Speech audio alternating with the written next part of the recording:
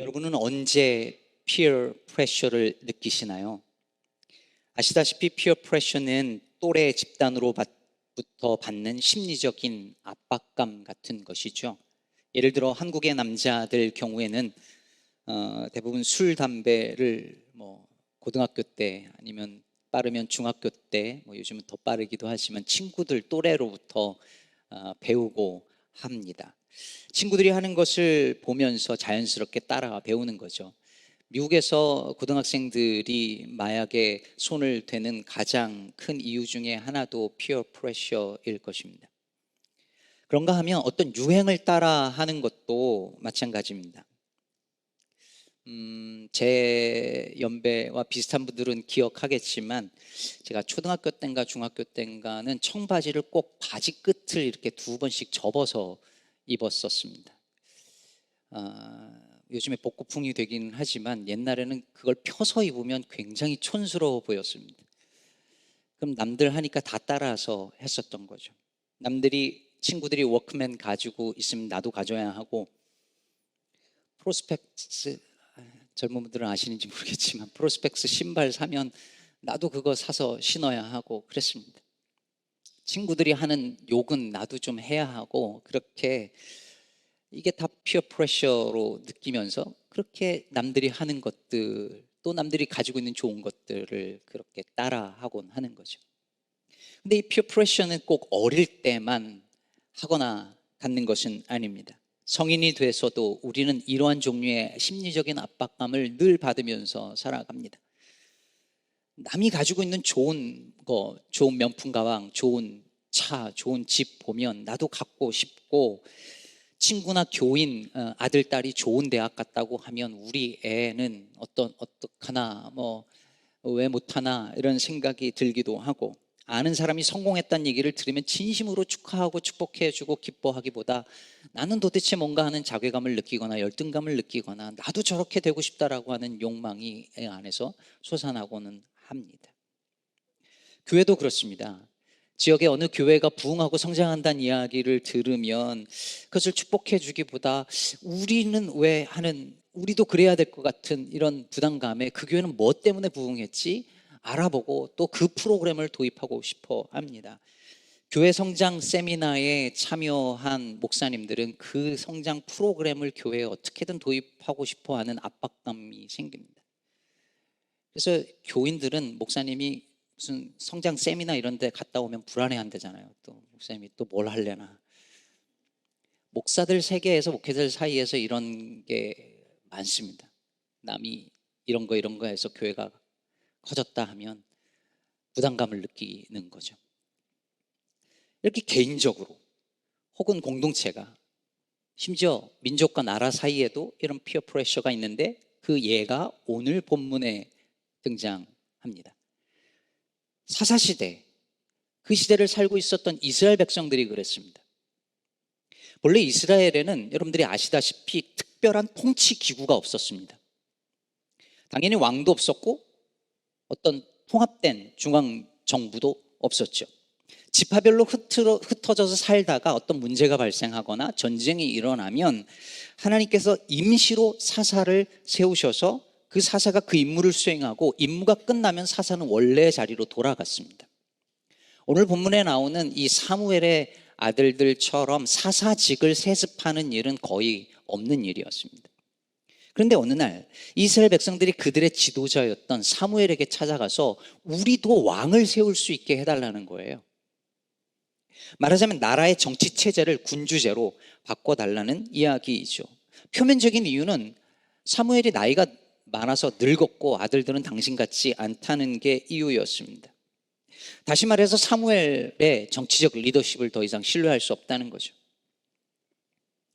여기만 있는 얘기 아닙니다. 평생 한 교회를 정성껏 섬긴 목사님들도 나이가 들고 늙으면 교회가 젊은 목사님 모시고 싶어 해서 내보내고 하는 일들 흔한 일입니다.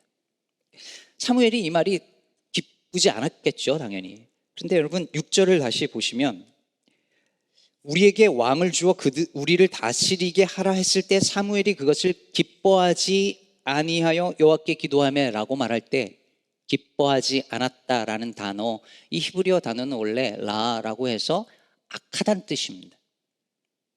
왕을 세워주세요. 우리의 정치 체제를 왕정으로 바꿔주세요라고 하는 이들의 요구가 사무엘 입장에서 봤을 때 좋고 나쁘고, 기분이 나쁘고 좋고의 문제가 아니라 악하다고 보았습니다.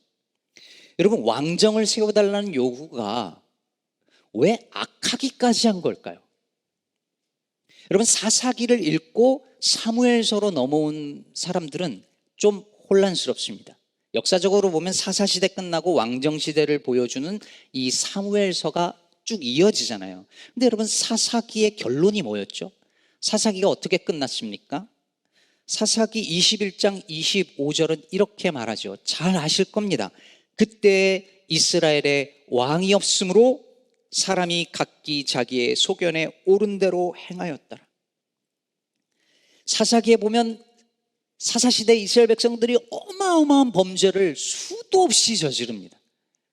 사사기 끝부분으로 가면 차마 입에 담을 수 없는 처참한 죄악들이 계속해서 저질러집니다. 그런데 그렇게 했던 이유가 뭐냐면 이스라엘에 왕이 없으므로 그 사람들이 자기 소견에 옳은 대로 행하였더라. 즉 자기 맘대로 살았다는 거예요. 그런 이유가 이스라엘에 왕이 없었기 때문이라고 사사기는 결론을 내리고 있습니다. 다시 말해 사사시대에 왕이 없으므로 이스라엘 백성들이 그렇게 하나님 앞에 불순종하며 죄악을 저질렀으니, 그러니 이스라엘에 왕이 필요하다는 것을 사사기는 암시하면서 사사기를 끝내고 있지 않습니까? 그런데 왜 이어서 나오는 사무엘서는 처음부터 이렇게 왕정 제도에 대해서 부정적인 평가를 하면서 시작하는 것일까요? 심지어 여러분, 이번 주 본문 보시면 알겠지만 사무엘상 12장 7절에 보면 여호와께서 우레와 비를 보내사 너희가 왕을 구한 일 곧 여호와의 목전에서 범한 죄악의 큼을 너희에게 밝히 알게 하시니라 라고 말합니다. 하나님, 우리도 왕 갖고 싶어요 라고 말한 것이 하나님 목전에서 저지른 범죄였다고 평가하고 있는 것이죠. 어째서 그런 걸까요? 사사시대에 이스라엘에 왕이 없어서 이렇게 죄악을 저질렀다면 왕을 세워서 백성들로 하여금 죄짓지 못하게끔 하면 얼마나 좋아요. 그런 거 아닌가요? 진짜 여러분, 안타깝게도 이스라엘 장로들이 사무엘에게 와서 왕을 세워달라고 말할 때에 그들이 생각한 이유는 그런 게 아니었습니다. 하나님 더 잘 섬기고 죄악에서 벗어나고 정의롭게 살기 위해서 왕을 달라고 한 것이 아니었습니다. 이들이 정말 원한 것은 장로들이 사무엘에게 한 그 말 속에 담겨져 있습니다. 5절 후반부 보면 모든 나라와 같이 우리에게 왕을 세워 우리를 다스리게 하소서. 8장 20절도 보시면 우리도 다른 나라들 같이 되어 우리의 왕이 우리를 다스리며 우리 앞에 나가서 우리의 싸움을 싸워야 할 것이니이다 하는지라. 즉 그들이 진짜 원했던 건 뭐냐면 이스라엘이 다른 나라들처럼 되는 것이었습니다. 다른 나라들처럼 왕권을 갖고 싶었습니다. 그들은 필요할 때마다 누가 침략이 있을 때마다 오합지졸처럼 그때 막 모여가지고선 하는 그런 이스라엘 그런 군대 말고 왕이 직접 관리하고 훈련시키는 강력한 다른 나라 같은 그런 군대가 부러웠습니다. 고대 근동사회는 그 당시 이스라엘 빼고 거의 다 왕권 제도가 있었습니다. 그런 일종의 피어 프레셔를 느낄 수밖에 없겠죠. 저 나라들은 다 왕권이 있어서 다 강력한 군대들을 저렇게 가지고 있는데 이건 뭐 지파별로 흩어져 있으니 통치 체제도 불안하고 훈련된 조직적인 군대가 없으니 늘 불안한 거죠. 그래서 생각한 겁니다. 저 나라들이 저렇게 강한 건 왕권이 있기 때문이다. 우리도 왕을 세우자. 그래야 우리도 다른 나라처럼 왕을 세워야 군대도 조직하고 더 강한 나라, 더 강력한 힘을 가진 나라, 부강한 나라가 될 수 있다 생각했습니다. 결국 그들이 왕을 원한 건 더 거룩해지기 위해서가 아니라 더 강해지기 위함이었습니다. 여러분, 이게 얼마나 기가 막힌 모순인지 여러분 생각을 생각하실 수 있겠어요? 하나님이 애굽에서 종살이 하던 사람들을 이스라엘에서 끌어내서 구원하셔서 가나안 땅으로 이끈 것은 이 세상 어떤 나라와도 다른 나라로 세우기 위함이었잖아요. 구별된 다른 나라로 세우기 위해서 이스라엘을 거기서 건져냈는데, 지금 백성들이 뭐라고 말하냐면 우리 그냥 저 나라들처럼 되고 싶다는 거예요. 같아지고 싶다는 거예요. 하나님은 그들을 거룩한 백성 제사장 나라로 삼으려고 했는데 그걸 거절하고 거룩한 나라보다 강한 나라, 부강한 나라가 되고 싶었던 것입니다. 사랑하는 여러분, 바로 이것이 우리의 모습 아닐까요? 세상으로부터 구별된 존재로 부름을 받았음에도 불구하고 여전히 세상과 같아지려고 하는 그 욕망을 버리지 못하는 오늘날의 그리스도인, 오늘날의 우리의 모습 아니냐는 것입니다.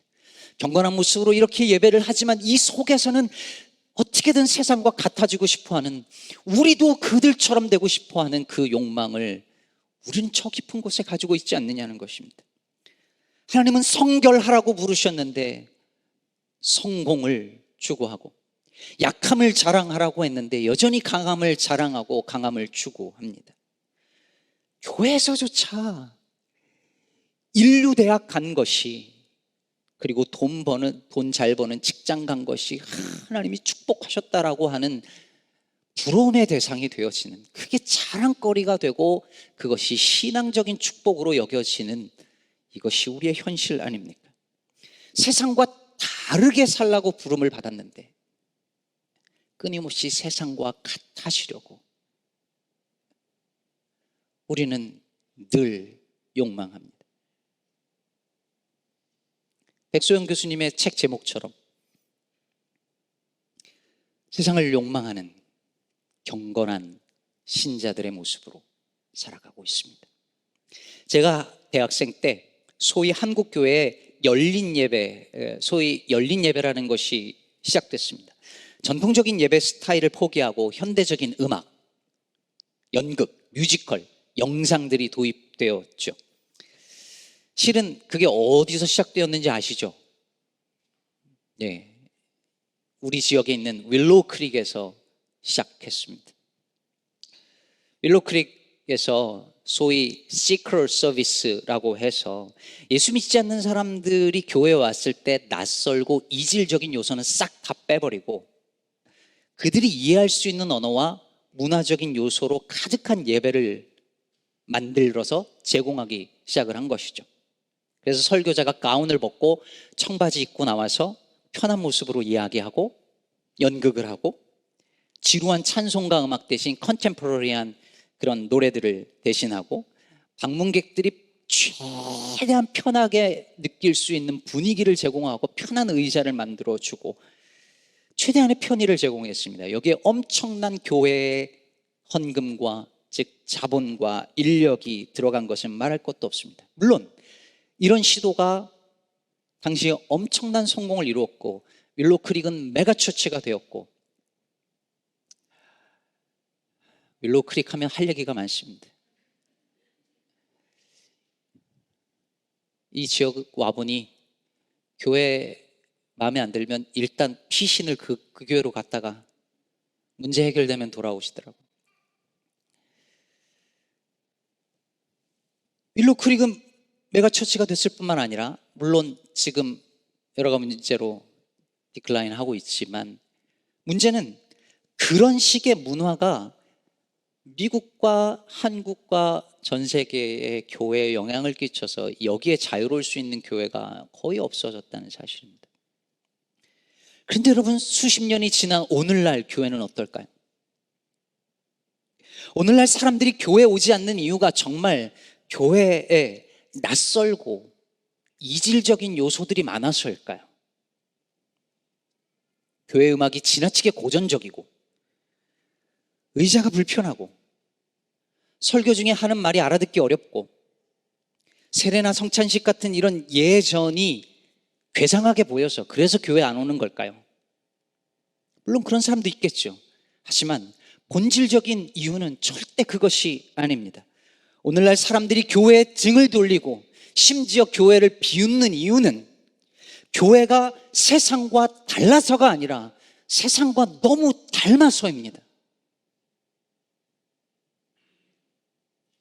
세상과 다른 어떤 것을 기대하고 교회에 왔는데 교회가 세상과 너무 닮았습니다. 세상에서 살다가 지쳐서 뭔가 다른 것을 기대하고 교회에 왔는데 교회가 세상과 너무 닮았고 심지어 어떤 경우는 세상보다 더 세상적입니다. 그런데 왜 굳이 교회를 오겠습니까? 다른 것을 보려고 왔는데 전혀 다르지 않은데 왜 교회를 오겠습니까? 제가 군대 갔을 때 선임병들 중에서 저를 좀 타락시켜 보려고 무던히 애를 쓰던 선임병들이 있었습니다. 술 먹이고 이런 거는 그냥 귀여운 일이었고요. 그때 구타 문화가 되게 심한 때였는데 저도 구타를 좀 하기를 강요했고, 그러다가 어느 날은 한 번은 저를 데리고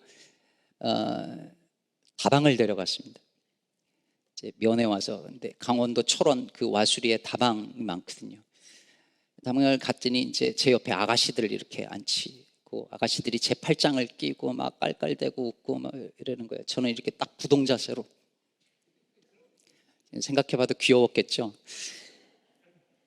이게 딱 읽고 있는데 그 중에 선임병, 좀 착한 선임병이 그러는 거예요. 야, 걔 나도 걔 크리스찬이야, 목사야. 근데 제가 그때 깨달은 게 있었어요. 그런 일들이 되게 많았거든요. 그런 비슷한 일들이. 그때 깨달은 게 뭐였냐면, 이 사람들이 나를 자기들처럼 만들고 싶은 마음하고 자기들하고는 좀 달랐으면 하는 마음이 둘 다 있구나. 구타가 굉장히 심했는데 제 짬밥 되면 제가 이제 밑에 후임병들을 패야 되는 그 때가 있었거든요. 제가 한 대도 안 되니까 그거를 계속 종용을 했어요. 근데 그러면서도 저는 그러지 않기를 바라는 마음이 제가 보였어요. 분명 나를 자기들처럼 만들려고 하는데 한편으로는 너는 그래도 좀 달라야 하지 않겠니라는 마음이 있는 거예요. 여러분, 세상 사람들은요, 아니 우리 모두 다 비록 나는 그렇게 살지 못하더라도 이 세상에 누군가는 좀 나와 다르게 정직하게 아름답게 근사하게 바르게 정의롭게 사는 누군가가 있기를 기대해요. 박희진 작사, 한태근 작곡의 이 세상 어딘가엔 이라는 노래 아시나요?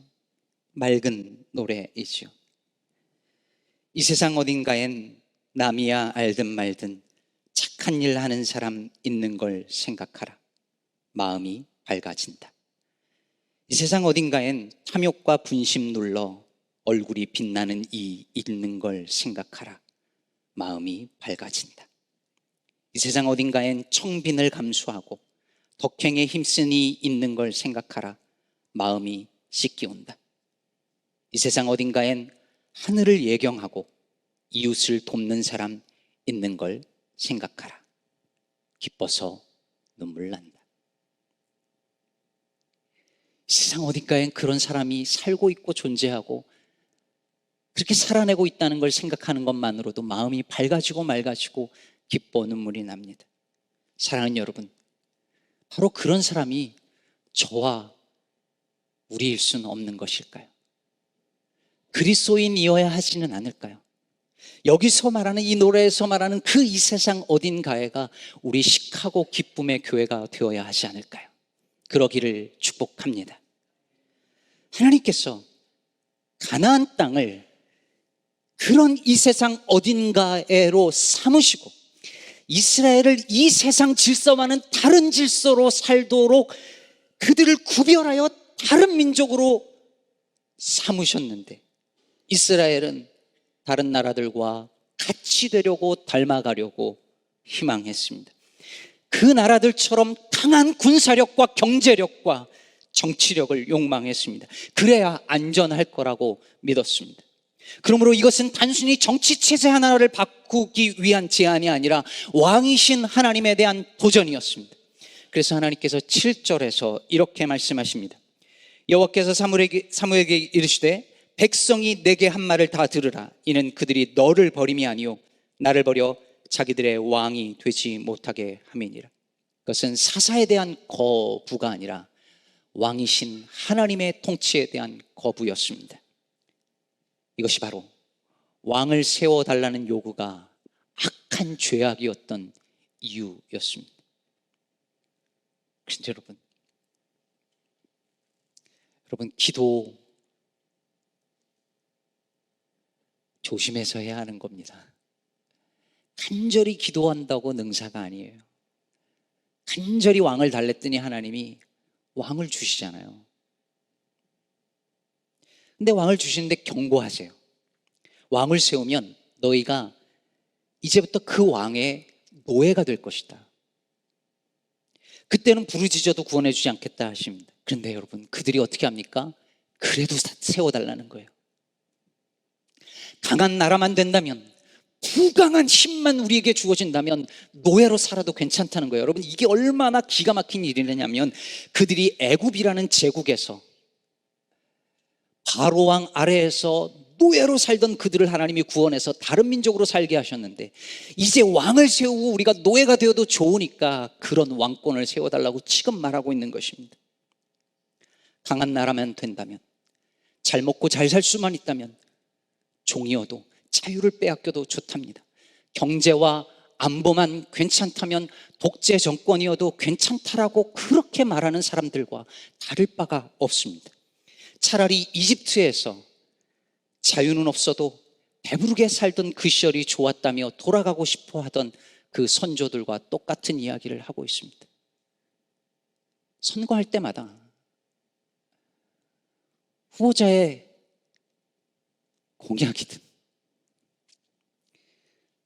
도덕성이든 상관없이 저 사람이 우리를 잘 먹고 잘 살게 해주고 그렇게 해준다면 아무 상관없다라고 하는 우리의 모습과는 얼마나 닮았나요? 그런데 놀랍게 하나님께서 이 요청을 들어주시잖아요. 그래, 왕을 주겠다 하시잖아요. 너희들이 분명히 후회하겠지만 왕을 주시겠다 하시. 왜 그러실까요? 왕 되시기를, 하나님이 그들의 왕 되시기를 포기하신 걸까요? 그렇지 않다는 것을 오늘 본문 뒤부터 나오는 사울 왕을 세우는 장면들을 보면 알 수 있습니다.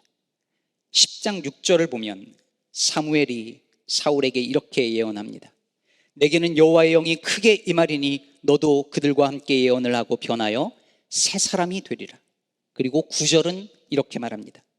그가 사무엘에게 떠나려고 몸을 돌이킬 때 하나님이 새 마음을 주셨고 그날 그 징조도 다 응하니라.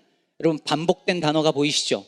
새 사람, 새 마음. 여기서 새롭다라고 하는 이 단어는 다르다는 뜻입니다. 다른 사람으로 만들어주겠다, 다른 마음을 주겠다라는 뜻입니다. 그러니까 하나님의 영이 임하자 사울이 전혀 다른 마음을 품은 다른 사람이 됐다는 거예요.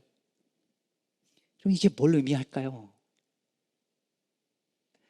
이스라엘 사람들이 원했던 건 다른 나라들과 같은 그런 왕이었어요.